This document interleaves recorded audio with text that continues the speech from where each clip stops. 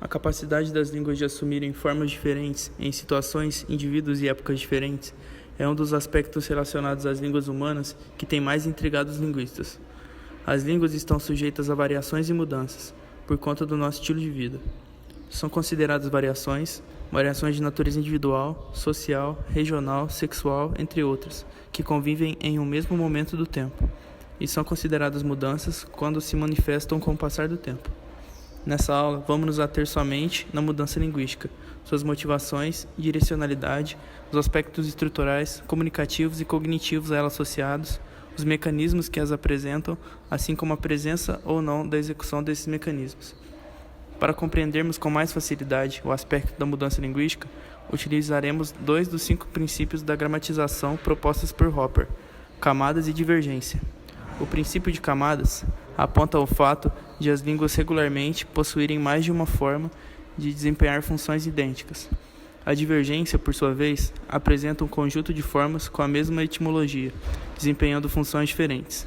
Nos 2 casos, a existência do novo uso não provoca o desaparecimento do uso anterior. Focalizaremos agora no conjunto de fenômenos que fazem uma mesma forma ter seu uso ampliado para novas funções, apresentando o que Hopper chama de divergência e outros autores de polissemia. As pesquisas sobre mudança linguística em funcionalismo estão fortemente ligadas à teoria da gramaticalização. A necessidade do modelo da gramaticalização no contexto da linguística funcionalista americana se deu a partir dos anos 1970, com o resgate do papel das transformações diacrônicas nas explicações da síntese. A partir de então, se desenvolveu a ideia de que o uso da língua nas situações reais de comunicação motiva as transformações sofridas pelos elementos linguísticos ao longo do tempo, e que essas transformações apresentam uma unidirecionalidade, passam do discurso para a gramática. Isso provoca um enrijecimento na criatividade do discurso e o torna os elementos mais fixos e regulares. Entende-se por unidirecionalidade a existência de fatores de ordem cognitiva, sociocultural e comunicativa conduzindo à mudança. Nesse caso, Saussure afirma que existe uma pancronia, ou um conjunto de leis gerais, formadas em bases não estruturais. Já Furtado da Cunha, Oliveira e Votre dizem que existem transformações que ocorrem em todos os tempos e lugares, pois há evidências de que o mesmo tipo de transformação pode processar-se repetidamente, enfraquecendo a visão tradicional de que a mudança está relacionada apenas à sucessão temporal. Observando textos representativos da língua portuguesa e informações referentes à origem da palavra mal, Martelota e Silva apresentam um esquema de uma possível representação da trajetória diacrônica de mudança. Sim, existem evidências de que o processo de mudança desenvolve-se através do tempo, de forma que os antigos usos passam a assumir de forma sucessiva valores novos, como podemos ver no esquema. Assim, o fator tempo não deve ser descartado no estudo das mudanças linguísticas. Porém, Martelotto e Silva também afirmam que os fenômenos podem não ocorrer como o esquema propõe. O português, ao se ver privado de conjunções latinas, preencheu as lacunas com utilização de advérbios, ou expressões adverbiais, de preposições e até verbos, que passaram a ligar cláusulas.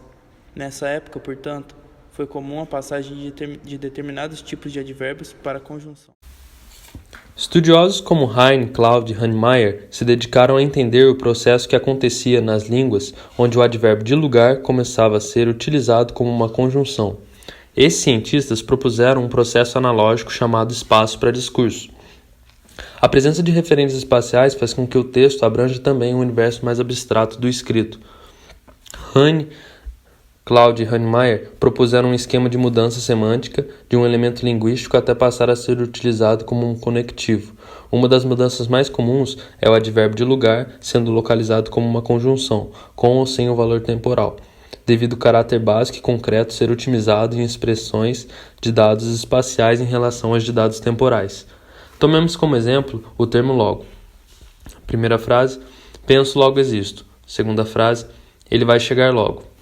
Na primeira frase, o termo é entendido como uma ideia de algo que é decorrente de outra, sendo mais concreta, enquanto na segunda frase é tomada com um espaço curto de tempo, permanecendo no âmbito mais abstrato do texto. Volta e Ferreira acreditavam que em latim já haviam os 3 sentidos, espacial, temporal e textual. Isso fazia com que houvesse um enfraquecimento na ideia de que os elementos mudam de valor com o tempo. Silva e Silva apresentou outros resultados sobre a atividade de admitir significados distintos a uma mesma palavra. É uma regularidade desde o latim. Exemplo, o termo mal, que era utilizado como adjetivo mal, como advérbio de modo cantar mal e como prefixo mal cheiroso, mas só depois foi concebido como uma conjunção temporal. Mal cheguei e já tive que sair. Já havia polissemia de elemento desde o latim. No entanto, esse exemplo mostra uma nova variação do uso. O estudioso da mudança linguística tem como papel fundamental saber decidir como lidar com essas perspectivas aparentemente antagônicas. Trogot e Koenig, junto a essas mudanças por gramaticalização, entendem um outro mecanismo de mudança, chamado pressão de informatividade.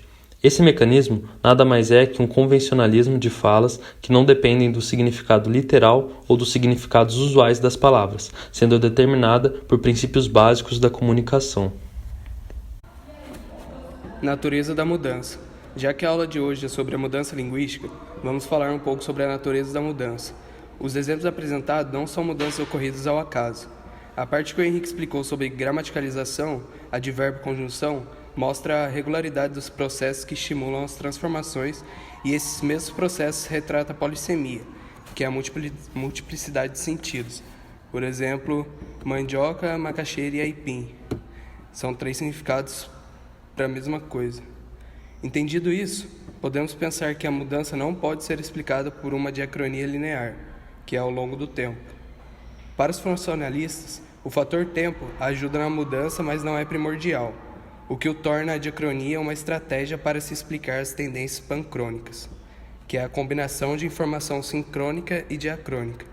Lyons afirmava que não deve distinguir diacronia e sincronia.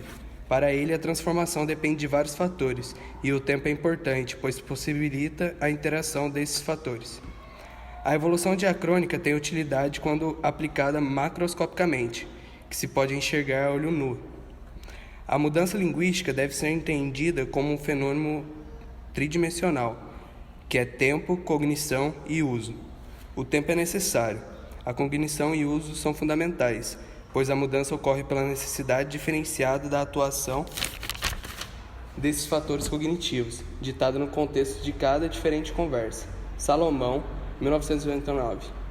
A comunicação real com inovadores falantes cria novos significados no decorrer da conversa. Essa significação depende do contexto. Portanto, a proposta da semântica da referência deve ser esquecida, segundo o qual uma expressão linguística é convencional e idiomatizada, semanticamente autônoma e capaz de fazer referência à realidade objetiva. A realidade possui existência dependente da compreensão humana, pois as afirmações podem ser objetivamente verdadeiras ou falsas. A significação tem um caráter mais abrangente, adaptando-se melhor aos contextos. Marcuse prega que a significação é negociada pelos interlocutores em diferentes conversas. Então, os elementos linguísticos se adaptam às interações, gerando assim uma flutuação de sentido. Mas as flutuações de sentido não se dão de modo aleatório. Estudos apontam grande irregularidade nas mudanças. Então, para concluir, podemos dizer que as mudanças são movimentos que se iniciam no instante em que uma fala é propagada para alguém. Se por um lado a gramática restringe a fala, por outro constitui um processo criativo no qual o próprio diálogo recria a forma e alarga os sentidos de acordo com as limitações cognitivas e as necessidades comunicativas impostas no contexto. Essas restrições, nas palavras de Bollinger, quando são percebidas, apreciadas e adotadas, elas permanecem, podendo vir a gerar situações efetivas de mudanças.